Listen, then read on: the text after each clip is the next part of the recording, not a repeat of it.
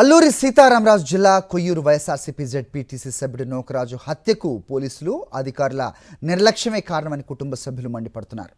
ప్రత్యర్థులు ఎన్నిసార్లు దాడి చేసినా రక్షణ కల్పించడంలో పోలీసులు విఫలమయ్యారని ఫైర్ అవుతున్నారు. హాస్పిటల్ వద్ద నోకరాజు కుటుంబ సభ్యులు ధర్నా చేపట్టారు. తమకు న్యాయం జరిగే వరకు పోస్టుమార్టం చేయనివ్వమని పట్టుబట్టారు.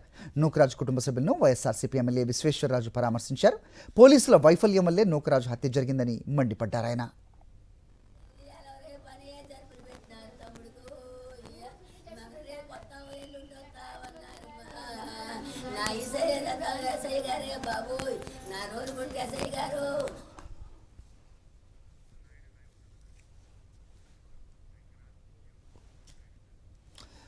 ఈ అంశంపై అప్డేట్స్ మా కరెస్పాండెంట్ నాయుడుని అడిగి తెలుసుకుందాం. నాయుడు, చెప్పండి. ఎన్నిసార్లు దాడులు జరిగినా భద్రతనివ్వడంలో పోలీసుల వైఫల్యం స్పష్టంగా కనిపిస్తున్నట్టుగా తెలుస్తోంది. ఏం చెప్తున్నారు కుటుంబ సభ్యులు? ఏంటి మీ దగ్గర ఇన్పుట్స్? కొయ్యూరు వైఎస్ఆర్సీపీ జెడ్పీటీసీ సభ్యుడు వారా నోకరాజు హత్యకు పోలీసుల వైఫల్యమే కారణమని చెప్పి కుటుంబ సభ్యులు ఆరోపిస్తున్నారు. గతంలో ఆయనపై అనేక సార్లు దాడి జరిగినప్పటికీ, హత్య ప్రయత్నం చేసినప్పటికీ, దాని మీద పోలీసులకు ఫిర్యాదు చేసినప్పటికీ కూడా పోలీసులు ఎటువంటి చర్యలు కూడా తీసుకోలేదని, పోలీసులు తగిన భద్రత కల్పించి ఉన్నట్లయితే ఆయన ప్రాణాలు పోయేవి కాదని చెప్తున్నారు.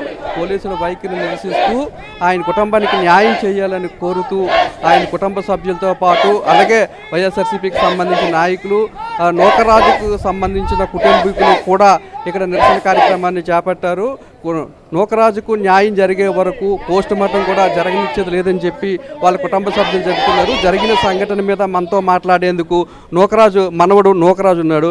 ఇది ఎన్ని గంటలకు జరిగింది? ప్రధానంగా మీ డిమాండ్ ఏంటి? ఎందుకు ఇక్కడ నిరసన కార్యక్రమాన్ని చేపట్టారు? నిన్న 12 గంటల ప్రాంతంలో జరిగింది.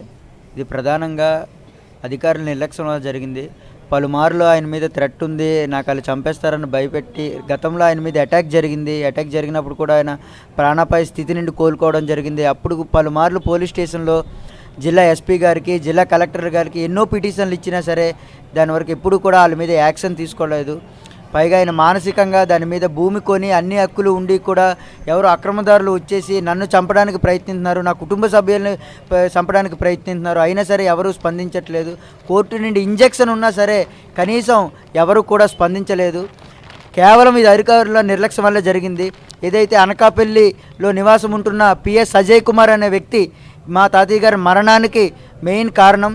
ఇక్కడ ఉన్నటువంటి ఏదైతే ఈరోజు హత్యను చేశారో వాళ్ళందరికీ రెచ్చగొట్టి వెనక సపోర్ట్గా ఉండి గతంలో కూడా మా పై అటాక్ మా కుటుంబ సభ్యులందరికీ చంపడానికి ప్రయత్నం చేశారు. ఆ రోజు త్రుటిలో మేమందరం తప్పించుకొని చిన్న చిన్న గాయాలతో, అలాగే మా అన్నీకైతే పెద్ద గాయం జరిగి సుమారుగా 3 నెలల పాటు కోమాలో ఉండడం జరిగింది. ఇంత జరిగినా సరే వాళ్ళ మీద ఎటువంటి యాక్షన్ కూడా జరగలేదు.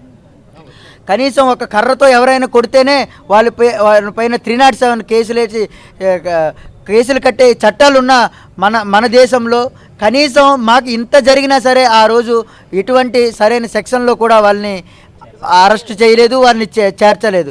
అప్పుడు కూడా మాకు తీవ్రంగా అన్యాయం జరిగింది. ఏదైతే అధికారులు అందరూ ఉన్నారో అజయ్ కుమార్ పేరు చెప్తేనే, ఇందులో అజయ్ కుమార్ ఉన్నారు, అజయ్ కుమార్ పేరు చెప్తేనే వాళ్ళందరూ భయపడతా ఉన్నారు. ఇక్కడ న్యాయానికి కాదు అజయ్ కుమార్కి అందరూ భయపడతా ఉన్నారు. మా డిమాండ్ ఒకటే, అజయ్ కుమార్ని వెంటనే అరెస్ట్ చేయాలి. మాకి గొడవలు పెడుతున్న అజయ్ కుమార్ని వెంటనే అరెస్ట్ చేయాలి, మాకు న్యాయం జరగాలి. ఇకపై అయినా సరే మాది తప్ప భూమి కొనడం, మాది తప్ప లేకపోతే అక్రమదారులు తప్పుదా అనేసి జిల్లా కలెక్టర్ గారు, జిల్లా ఎస్పీ గారు వెంటనే స్పందించి ఇక్కడికి వచ్చి మాకు న్యాయం చేయాలని మేము డిమాండ్ చేస్తూ ఉన్నాం. ఇదే విషయం మీద మనతో మాట్లాడడానికి నోకరాజు సోదరి ఉన్నారు. ఏం జరిగిందమ్మా? ఇది ఇంటికి మీకు ఎప్పుడు తెలిసింది? ఇది ఏం చేసాం బాబు? బోల్డ్ డబ్బు పెట్టినా తమ్ముడు భూమి కొన్నాడు, ₹1,00,00,000 భూమి అమ్మి మరి ఇక్కడ పెట్టినాడు బాబోయ్. నా భూమిలోకి నేను వెళ్తానన్నాడు. ఈ అజయ్ కుమార్ వల్లే బాబు మేము 3 సార్లు వెళ్ళి మరి తుప్పలు నరికినాం, డొక్కలు నరికినాం, టాటర్తో తుక్కులు దున్నితే టాటర్లకి తగిలేసేమో. అప్పుడు ఎవరు మా ఊసుకురాలి బాబు, వాళ్ళే భయపడి పారిపోనారు బాబోయ్. ఒకసారి మాడి మొక్కలు ఉడితే మాడి మొక్కలు ఉడొద్దంటే పారిపోనారు, జీడి మొక్కలు ఉడితే జీడి మొక్కలు ఉడొద్దని మేము 10 మంది వెళ్తే 10 మంది ఆడవాళ్ళమే వెళ్ళాం బాబు. ఆ 10 మంది కూడా కాలు ఏం చెప్పలేదు, పారిపోయారు, భూమి వదిలేసే పారిపోయారు బాబు. అప్పుడు పాకలు లేవు, పందులు లేవు. అజయ్ కుమార్ ఎప్పుడైతే ఎంటర్ ఈ సంవత్సరం లోపల నాడు మాటలు నీ ఎదవలు రెచ్చిపోయారు. నా తమ్ముడు పేనాలు తీశారు బాబు. నా తమ్ముడికి న్యాయం జరిగినట్టు ఆ అజయ్ కుమార్కి ముందు అరెస్ట్ చేయండి బాబు, మాకేమొద్దు.